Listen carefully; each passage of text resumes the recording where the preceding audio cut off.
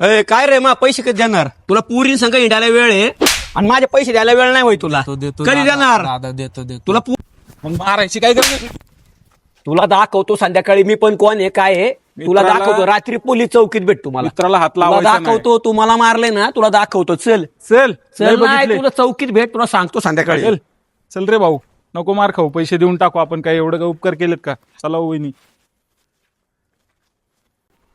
ए कृष्णा, आहे भावा, चल लवकर जरा पटकन, आपल्याला जायचंय.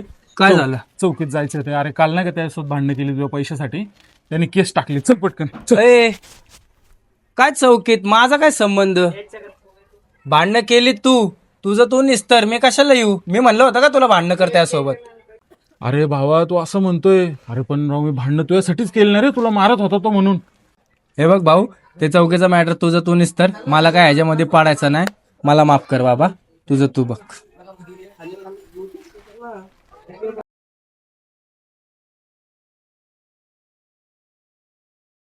तर मित्रांनो, कुणाच्या भांडणात पडताना 100 वेळा विचार करा, कारण त्याची वेळ भागली की तो त्याचा अंग काढून घेतो आणि अडकता तुम्ही. असं तुमच्यासोबत कधी घडलंय का? हा व्हिडिओ बघून तुम्हाला काय वाटतं कमेंटमध्ये नक्की सांगा.